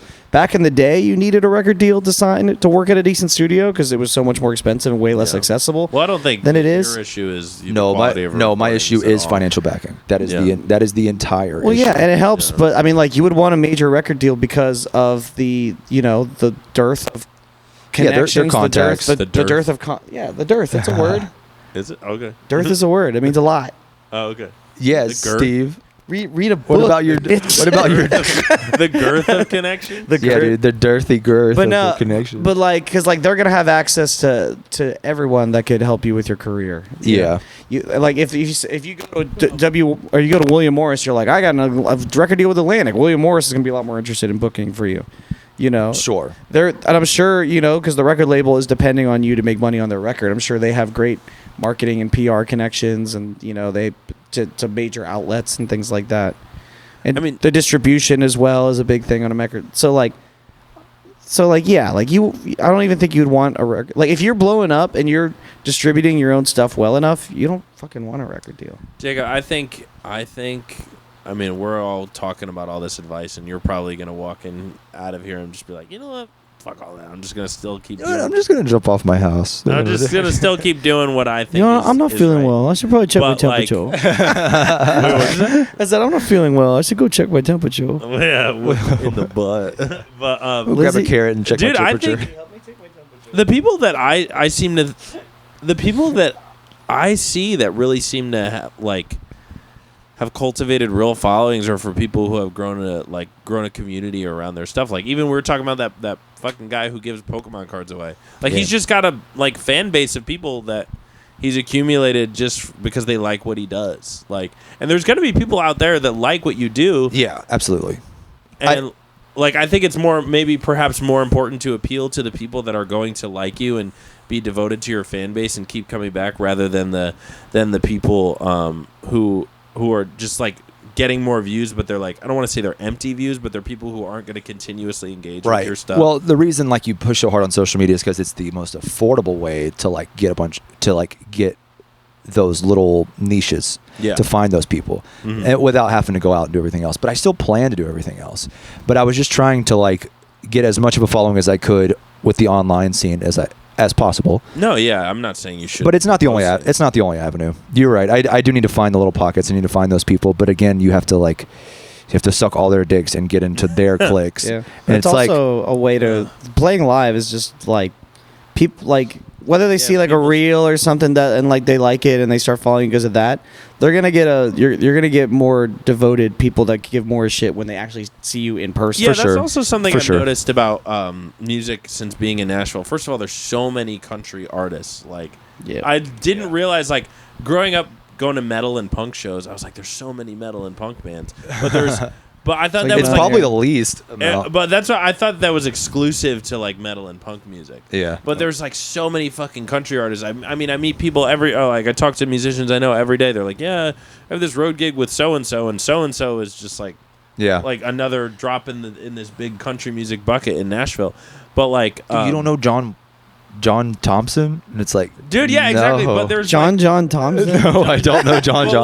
But there's It's probably an actual person. Plays country. It's probably a real person. There's people for example, I'm trying to think of a metal band. So have you guys ever heard of the band Converge? That sounds like a metal band name. I have not. Okay, so there's a metal band Converge. Now, hang on. Let's think of this. Converge has, let me look it up. Converge. It's bro, I play for William Assface. You don't know him? Oh, no, Assface.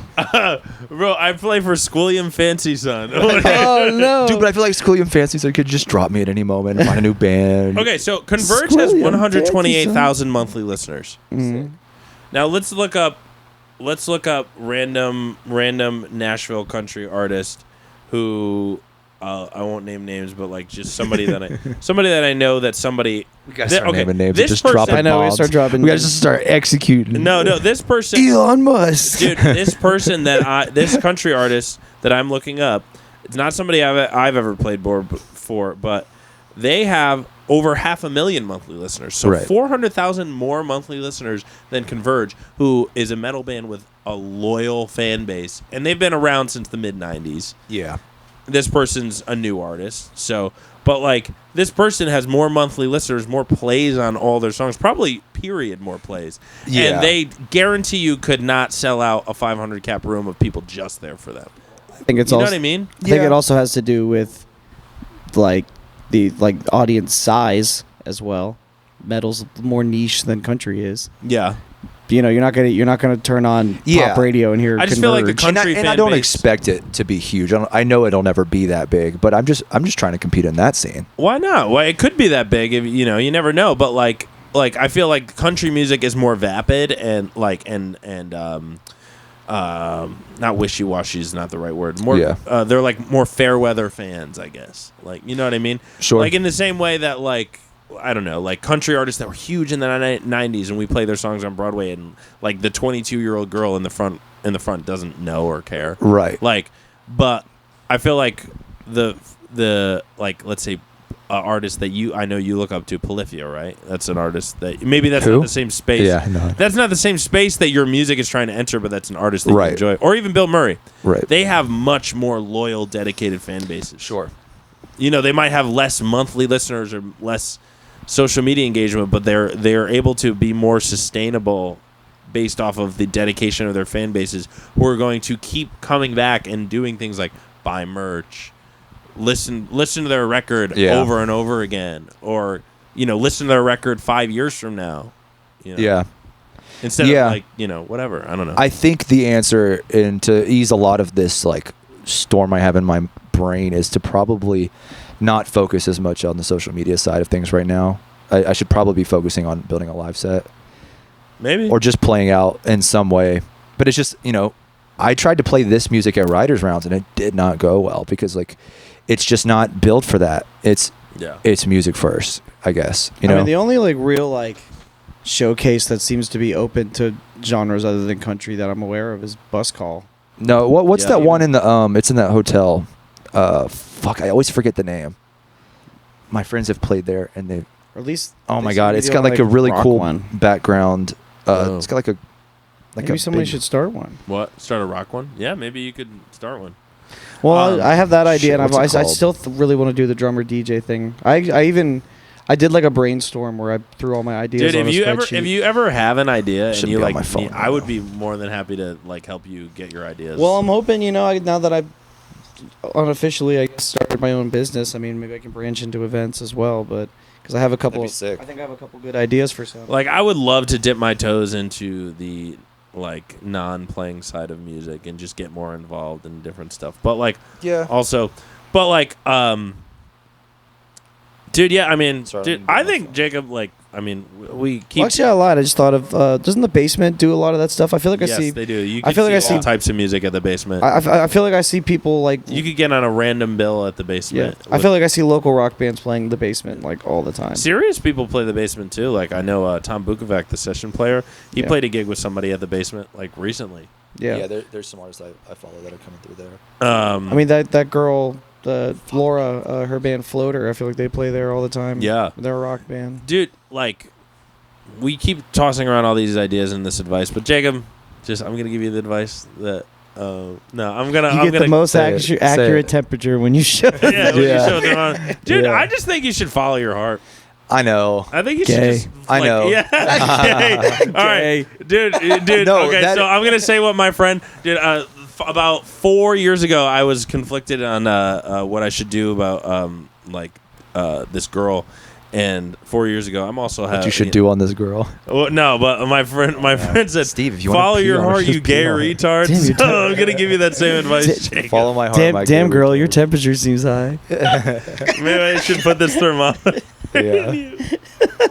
So I should follow my heart because I'm a gay retard. Oh my god, dude. Dude, that reminds me of the I don't remember if it was a Vine or a TikTok or whatever of the kid on the bus who's like, guys, we just have to believe. And the one guy's like, shut the fuck up! Guys, coach is right. If we want to win this, We gotta. He goes, "It's on us. It's on us. Shut the fuck up." The kid me. Shut the fuck up. And the caption I can is- already tell what that kid looks. Yes, like. exactly. And the I have a cap- picture in my head. You of can what see that him. The kid caption goes like, "Bro, he thinks he's the main character." Dude, the worst part is everybody in the comments on us. the comments are split between like let little man live and let little man like good for him. And then the other comments are like, man, he should have shut the fuck up usually. Dude, Shut the fuck up! have you seen that Ghost girl's? is right. Have you seen this girl's videos? This little this blonde girl, and she posts. Oh yeah, she's posts, like, just bad so puns. awkward. No.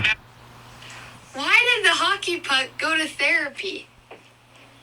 It was tired of getting slapped around. Okay, so it's bad, right? Her comment section is the best place on earth, dude. What is it like? Hate from Australia? No. Hate from Australia. That's like The first comment. The first comment. That's hilarious. Now fist me. no, with, you guys. That's never mind. So funny. her first comment is, "That's hilarious." Now fist me with baseball bat wrapped in barbed wire. The next one is. Oh, I have seen. The next one is so funny, Neve. Now fly us into the North Tower. The next one is release a shard. Release a shard into my open heart surgery hole. Brilliant. Jesus Now fart Christ. Taco Bell into my Taco Bell. Oh my god. Wait, So, wait. have you guys ever seen Tom Segura's podcast Your Mom's House? Yeah. So the hate from Australia thing comes from there's this like chubby little girl. She's not little. She's like an adult woman in her 30s, but she looks like Yeah, She- that, you she know what has I'm like that talking about? dwarfism thing. she has the what? I think thing? she has like dwarfism, like actual dwarfism. Really? She just looks like a chubby little child. Yeah. But she's like an adult, and like all she's doing is she's like, this is a day in the life of a coffee maker. Like she has a local a small coffee business, and the comments are like, hate from Australia. Hate. Yeah. And like unwarranted, and it's just like, wow, you should really lose some fucking weight. It's just like really awful. Those ones but are it's like it's like so Hate from Australia Yeah. is hysterical. That is great. but it's like so. You should unrelease this. It's, yeah. It's I love those. I It's love just those. funny because it's like so unwarranted. It's like this lady is literally doing nothing but like being nice and showing you about her day and her small local coffee business, like being nice to people, putting smiles on other people's faces. And because she like looks kind of weird and it's chubby, like people are just like, you should probably think about getting on a treadmill instead of making Jesus. coffee. Oh, no. Like, or they'll just be like, hate from the world. Like it's just like In a different context, that comment is fucking That is it. Or you should comment that on my next post on something. I will. Hate I'll be like hate from New Guinea. hate from New Guinea. or this one. Don't listen to the haters. I love a good pun. Now staple my ball sack to my belly button and make me do sit-ups. Oh my god. Wait. Oh my God. The best. Hilarious, Neve. Now squeeze the soft spots in my skull and unbirth me. Oh my god. Not on birthday. No. The best one was great job, Neve. Now go back in time and groove me. Oh my god. Jesus Christ. Oh no. I'm trying to find this Holy fuck, chubby dude. coffee girl so you guys Dude, can see. I was That is like so funny. I was like pissing myself when you first showed me that one guy who went to school, his Instagram. Oh, and then Austin. dude. I found the one video. This is gonna that be he the put. 2-hour heater episode. This chick, this is what she looks like. Oh, that's not who I was thinking of. But she's on like I could see. I could all the see comments her are getting just, some like, hate mean. comments. Oh, that That's sad. sucks. That's sad. let me find her thing, but the comments are insane. Hate from Australia. Hey. But the one guy who played the horns from where he went to school, I was looking through his Instagram, and he had one video where you can tell he like had way more likes, comments, whatever. He put some money behind it, Oh, and the comments were so fucking funny. damn. And the one was this ain't it. This ain't it. and then there was one that was like, who let this man cook? Oof. Yeah, I think she's like kind of filtered a lot of her bad comments, but oh my god, one of the comments is, I wonder what time your eyes open. Oh no! They're just like, really, how does one achieve this build? One That one's good. she's like serving coffee. She's just like serving coffee, and the comments are like, one hate-filled brew, please. Like, Holy crap. hang on. And she's just like literally like, What's her? Oh, just she's taking videos of her sweet. being sweet and nice, and like people are just.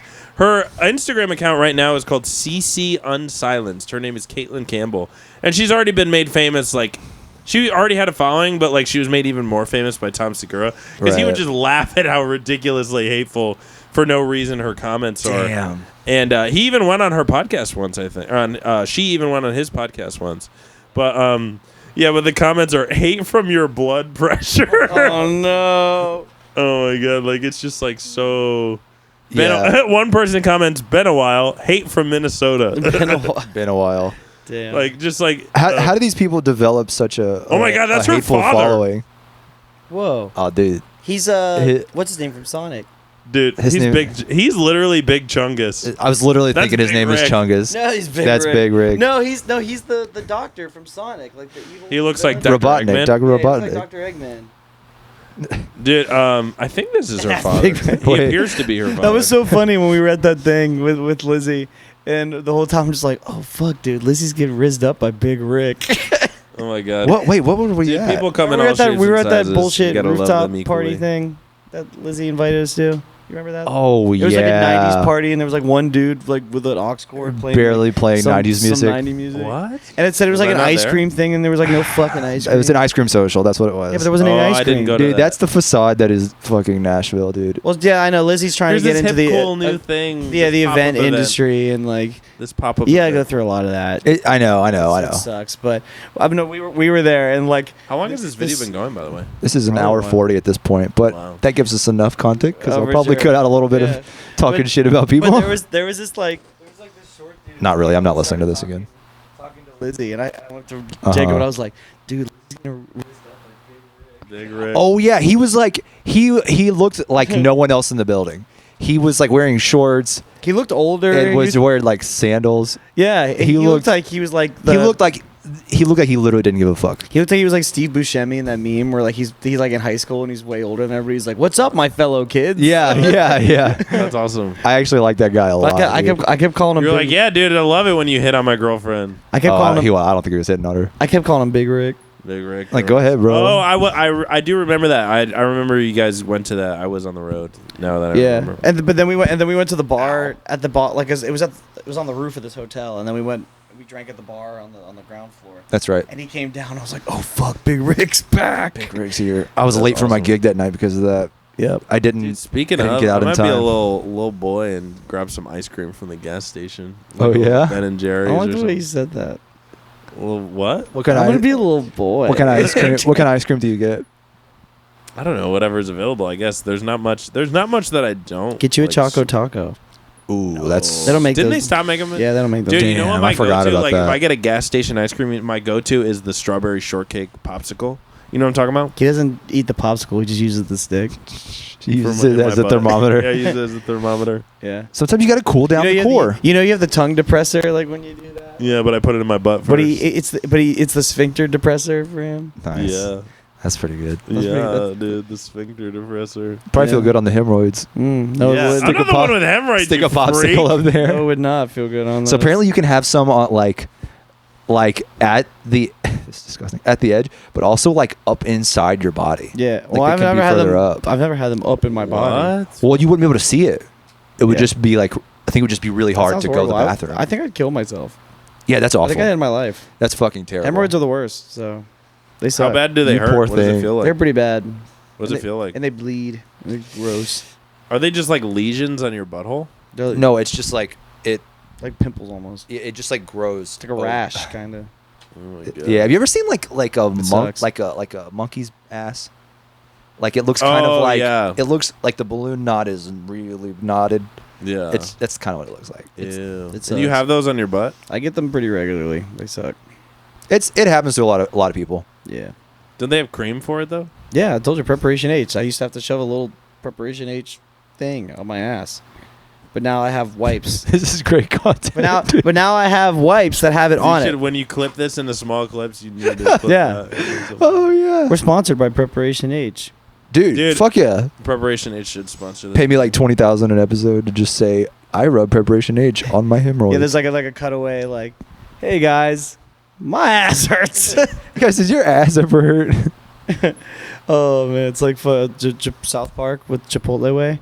Chipotle way. Chipotle way. You always bring that He's one like, up. I love eating Chipotle, but I'm tired of getting bloodstains in my underwear. Oh my god, Try Chipotle Way. dude. I love Chipotle Way. Dude. So how do you stop getting hemorrhoids? You die. No, I think it goes away. I've had them since I was like 17, 16. You also got I a got 'em in kidney high stone school. when you were 19 for drinking exclusively soda and energy drinks. Yeah. Whoa. That Have did you happen. seen a doctor and said, "Hey, what can I do to make this?" Well, the doctor told me. He was basically like, "Don't fucking do that ever again." And I was like, Yeah. "Word." No, I mean about your hemorrhoids, motherfucker. Oh no, I've never gone to a I've never gone to the doctor about it. See, Oh, if you I got should. There one might be hemorrhoid, if I got something you could one do. hemorrhoid, I would be at the doctor immediately, like that. Maybe No. like remove my entire anus. Yeah. I need a new one. But first, take my Dude, actually, I have. Give me whatever Darth Vader has. put Darth Vader's Dude, mask on my ass. Actually, since I was about 11, it's been happening to me Jeez. pretty consistently. My butthole bleeds when I wipe it. Whoa. You probably You wipe wipe a it lot. too hard. What kind of I'm toilet paper are wiping you too using? hard and like wiping. I'm too telling much. you. Are you using that Dollar General toilet paper? But that's why I started using wet wipes, and my butthole bleed. My butthole is a lot less. I'm telling you, man, get a bidet. and now my butthole thanks me. Yeah, exactly. Wet wipes. Also, dude, speaking of, this is completely off topic. you're not stick. Stop. Dude, our Have first you guys ever sponsorship. bought dude wipes? Have you guys ever bought dude wipes? Yeah, I've used them. It's a scam. Yeah. Dude, do you I think know, it is a scam. It is a scam. Do you know that dude wipes, this is the power of marketing. Dude wipes are the same as Kleenex. Kleenex has their own brand of flushable wet wipes, and so does Kroger. It's Yeah. It's just all the same shit. Dude wipes are like $12 a pack.